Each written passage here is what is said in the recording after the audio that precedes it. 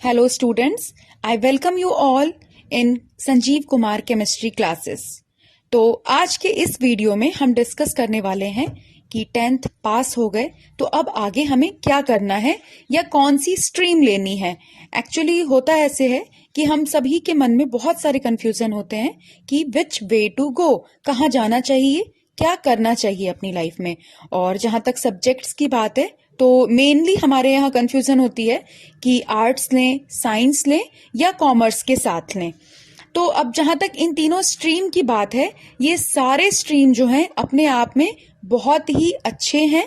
कहते हैं ना, the expert in anything was once a beginner, मतलब कुछ भी शुरू करने से ही आप लाइफ में अचीव कर पाते हो, अपने फाइनल एम को अचीव कर पाते हो।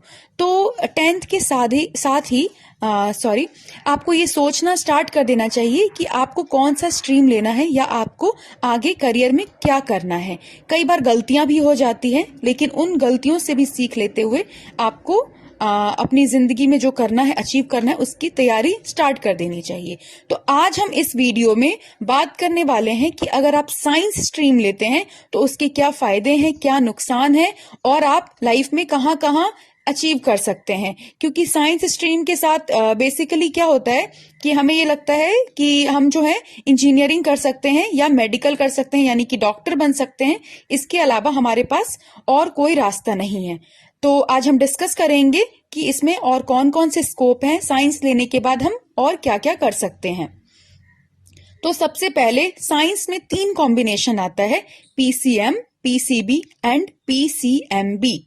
सबसे पहला PCM, P for physics, C for chemistry and M for mathematics. Physics, chemistry, mathematics, ये आपके 3 जो हैं वो मेन सब्जेक्ट होते हैं अगर आप पीसीएम चूज करते हो। दूसरा है PCB, physics, chemistry and biology, अगर आप पीसीबी चूज करते हो तो। कई बच्चे दोनों चूज करना चाहते हैं, उन्हें लगता है कि अगर मैथमेटिक्स में कुछ नहीं हुआ तो हम बायो में कुछ कर लेंगे या दोनों का कुछ कॉम्बिनेशन करके भी कुछ अचीव कर सकते हैं। तो उन बच्चों के लिए है PCMB, that is P for physics, C for chemistry, M for mathematics and B for biology. तो अब ये जो तीनों कॉम्बिनेशन है, ये तीनों कॉम्बिनेशन जो है वो बहुत ही इंपॉर्टेंट है कि आप साइंस में क्या करने चाहते हो इसके आगे की लाइफ के लिए। तो सबसे पहले हम जो है वो बात करेंगे कि courses after 12th science with PCM. अगर आपने अपने 10वीं के बाद 11वीं 12वीं के लिए पीसीएम का कॉम्बिनेशन लिया है तो आप आगे कौन कौन से कोर्सेज के लिए अप्लाई कर सकते हो। इससे पहले एक और चीज मैं क्लियर करना चाहूंगी कि अपने यहाँ स्पेशली इन बिहार, मतलब हम एक क्या कहते हैं, स्टीरियोटाइप बना लेते हैं कि हम पीसीएम लेने के बाद या मैथमेटिक्स से 12th करने के बाद आईआईटी कर सकते हैं, और अगर आईआईटी में एडमिशन नहीं हुआ तो फिर हमारी लाइफ वेस्ट है। लेकिन ऐसा बिल्कुल भी नहीं है। ऐसे बहुत सारे लोग हैं जिनका अगर आईआईटी में एडमिशन नहीं हुआ तो वो और भी बाकी जगहों से इंजीनियरिंग कर सकते हैं, साथ में और भी बहुत सारे कोर्सेज कर सकते हैं। उनके लिए स्कोप जो है वो बहुत बड़ा हो जाता है, वाइडन अप हो जाता है। इनफैक्ट जिन्होंने साइंस लिया है, जिन बच्चों ने, वो आगे जाकर अगर चाहें तो कॉमर्स के भी किसी फील्ड में अप्लाई कर सकते हैं या आर्ट्स के भी किसी फील्ड में अप्लाई कर सकते हैं, कोई डिप्लोमा कोर्स कर सकते हैं या कोई भी अलग टाइप का कोर्स कर सकते हैं। तो पीसीएम में आप क्या क्या कर सकते हैं। सबसे पहली चीज आती है इंजीनियरिंग, जिसको हम बैचलर्स ऑफ इंजीनियरिंग या फिर बैचलर्स ऑफ टेक्नोलॉजी कहते हैं। तो ये बैचलर ऑफ इंजीनियरिंग आप कहाँ से कर सकते हैं। आप इसके लिए जेई मेंस और जेई एडवांस का पेपर होता है, तो ये हम जब फाइल करते हैं, ये पेपर्स फाइल करते हैं, तो फिर हम देश के चुनिंदा संस्थानों में, आईआईटी में और एनआईटी में और भी बहुत सारे जगहों पे अप्लाई कर सकते हैं अगर हम इसमें अच्छा स्कोर कर लें तो। अब इसके डिटेल के बारे में हम किसी और दिन करेंगे, लेकिन जनरली आप इंजीनियरिंग कर सकते हैं। आप इन आईआईटी एनआईटी के थ्रू कर सकते हैं या फिर अलग अलग स्टेट का अपना भी इंजीनियरिंग का टेस्ट होता है, आप उसके लिए अप्लाई कर सकते हैं, जैसे Bengal engineering, Punjab engineering, Bihar engineering, UP engineering, और अपने देश में बहुत सारे प्राइवेट इंस्टीट्यूशंस हैं जिनके यहाँ से भी इंजीनियरिंग करने से बहुत ही बेनिफिट होता है और आपकी इंजीनियरिंग अच्छे तरीके से हो सकती है, आपको बढ़िया प्लेसमेंट भी मिल सकता है। So never lose your hope. दूसरी चीज है B Arch, bachelor of archaeology, bachelor of architect. Actually architect कौन होते हैं? जो लोग घर का नक्शा डिजाइन करते हैं उनको हम आर्किटेक्ट कहते हैं। तो ये भी कोर्स है जो हमें अक्सर नहीं पता होता है। ये कोर्स बहुत ही आज के टाइम पे बहुत स्कोप है इसका।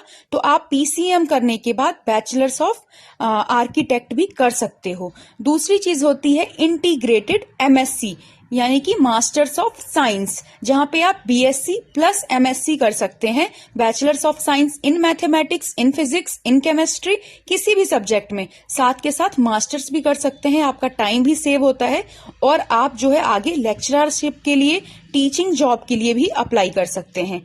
उसके बाद आता है BCA, that is bachelor of computer application.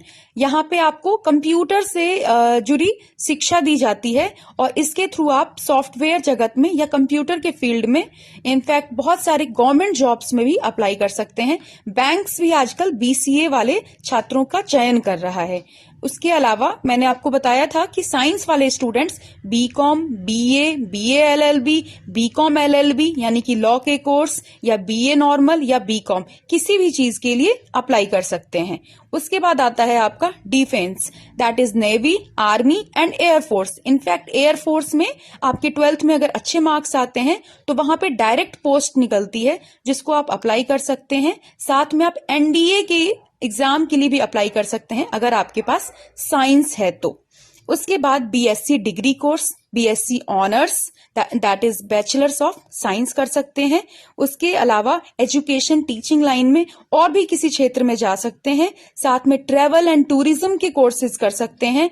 Environmental science के कोर्सेज कर सकते हैं। इन्वायरमेंटल साइंस का बहुत लोगों को नहीं पता होता है, लेकिन इसका स्कोप आज के टाइम पे बहुत ज्यादा है। जब आप आगे कोर्सेज अप्लाई करते हो कॉलेजेस में तो ये कोर्स भी आता है और इस कोर्स में आप बहुत अच्छा कर सकते हो। फैशन टेक्नोलॉजी में जा सकते हो, होटल मैनेजमेंट में जा सकते हो, आप डिजाइनिंग कोर्सेज में अप्लाई कर सकते हो, मीडिया जर्नलिज्म में जा सकते हो, फिल्म टेलीविजन कोर्सेज में जा सकते हो। यानी कि ओवरऑल मैथमेटिक्स लेने के बाद आपका कहीं भी बाउंड्री नहीं आती है, आपके स्कोप वाइडन अप हो जाते हैं, आप किसी भी कोर्स को चूज कर सकते हो। साथ में इसके अलावा आप डिप्लोमा कोर्सेज भी 12th साइंस के बाद अप्लाई कर सकते हो, जैसे कि ब्यूटी, कल्चर, हेयर ड्रेसिंग में कर सकते हो, कंप्यूटर हार्डवेयर में कर सकते हो, आईटीआई कर सकते हो, fashion designing, dress designing, drawing, cutting, tailoring, web designing, graphic designing, application software development, textile designing, ऐसे बहुत सारे कोर्सेज हैं जो रेगुलर कॉलेजेस भी प्रोवाइड करते हैं, आपके स्टेट वाले कॉलेजेस भी प्रोवाइड करते हैं। साथ में आप इग्नू से भी कर सकते हो या किसी और बढ़िया इंस्टीट्यूट से भी कर सकते हो। तो आपके स्कोप कभी भी कम नहीं होते हैं बल्कि बढ़ते हैं।